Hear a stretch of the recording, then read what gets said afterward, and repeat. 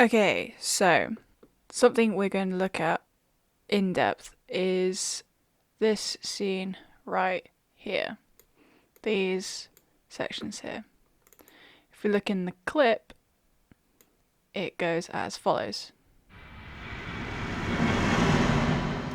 So that scene is simply the aeroplanes coming from space's atmosphere into the Earth's. We see a twist, and they go past at the very end there. Now, this craft in particular is the one our hero Captain Marvel is in. She is in a Earth-made spaceship, so that meant that I was kind of trying to get more of a more realistic sounding. It's kind of a hard line to walk on, I found, with sci-fi, because everything's meant to sound kind of futuristic. But for this, I still went with a just trying to find some sort of grounding in that one. Whereas the craft that's behind her over here is the one that is being driven by an alien that we don't know about, and it's trying to shoot at them. So that's definitely a spacey, sci-fi, futuristic sounding thing. So the way I went about it was just simply taking each spaceship as its own thing, because it's going to sound slightly different. So breaking that down a bit, the first thing I did is I went and recorded actual aeroplanes. I'm lucky enough to live not too far away from Bristol Airport, so this sound here is the actual aeroplane sounding taking off. So I put that one in there. I added some reverb to them because some of the sounds just sounded a bit flat, which is funny because they were recorded in an open ambience with a bit of wind going around. I also then had this one. So I recorded multiple aeroplanes for the time I spent up at Bristol Airport. And I just found that a couple of the different aircraft had slightly different tones to them, actually. Some were jumbo jets, a couple were slightly smaller, and they went off at sort of different speeds, different points of the runway, and I found that those variables really changed the way that it sounded. So I layered those two together, which together they sound alright.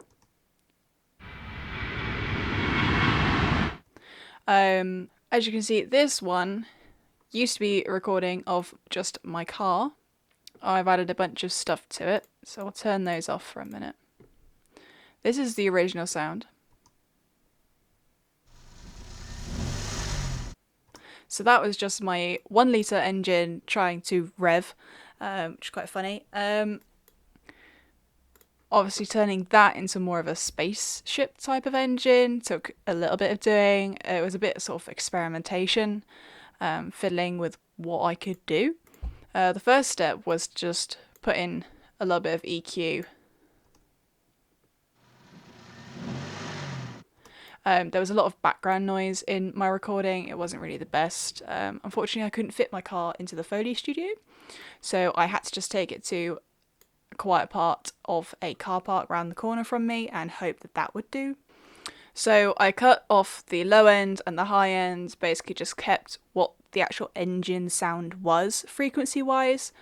The next step was to put on overdrive, which I tried a lot of different effects, and I just found like this one created a nice tone. Again, it was all about experimentation and what created the right type of sound. So that sounds like this. So to me, it sounds a little bit different. It's mainly just the tone and the drive. I kept the output the same. And instead of just using basic distortion, I felt like this just added a bit more of a harmonic layer to the sound of the engine. I then added some space to try and fit with the earlier aeroplane parts. So that sounds like this. So it's very faint, very, very short length here. Completely dry, not very wet at all. Yeah, just simply to fit in with the two aeroplane ones. I then added an exciter, which I hadn't actually used before. Again, just for harmonics, really, more than anything else. Over here.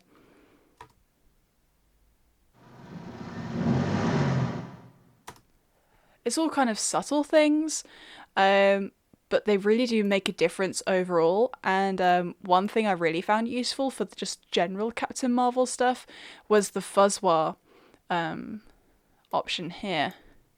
And that was simply because you could add fuzz or you can add the wah, and there's lots of different types of wahs that you can choose from. Didn't think that was a thing, but it is.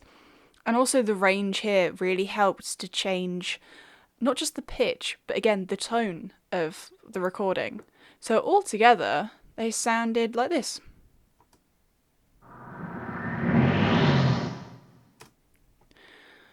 Which is completely different from the basic 1 litre rattling engine we had earlier. So another thing I tend to do is I will then bounce in place all of these types of settings and everything, just so that the computer has less to process, or just to keep a copy of it. So what I've done here is I recorded or I duplicated this channel here, so I always had a copy of it just in case I wanted to go back and start from that same point again, kind of like saving drafts in my work here. But bounced, that then sounded a bit like this.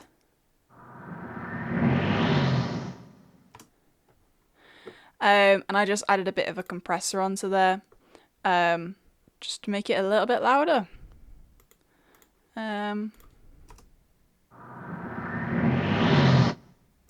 I found especially that Logic's basic compressor, this one here, just using the platinum one, which is the cleanest sounding compressor, I didn't need to add any makeup or anything in particular, or any distortion, which I used a little bit often, just the soft distortion, because not only would that make something louder, but again, add just a little bit of tonal difference to the sound.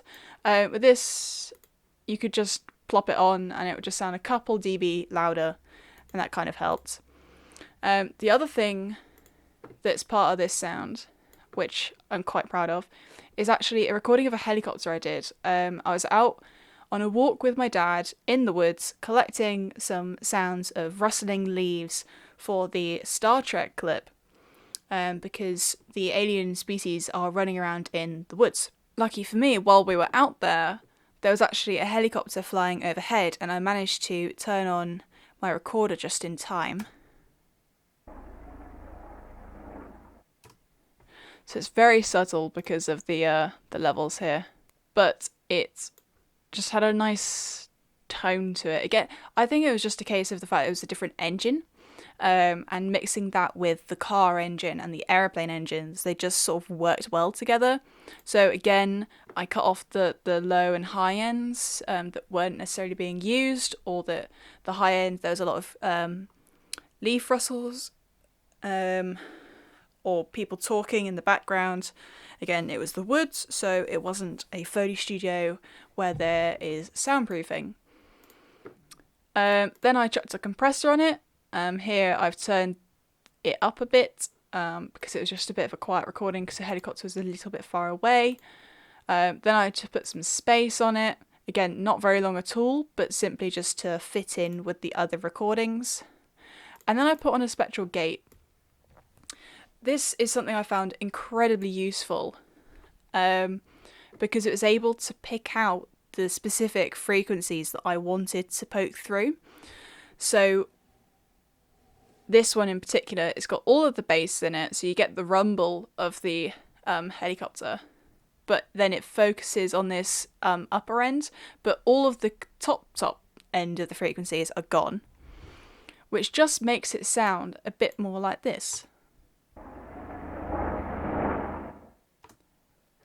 So again, you can hear there very clearly that there's still the bass end, but it's the top end of the helicopter's sort of wub as the propellers go around. Not propellers, but as the top bit goes around, you can hear that clearer because it's kind of being focused on by the spectral gate.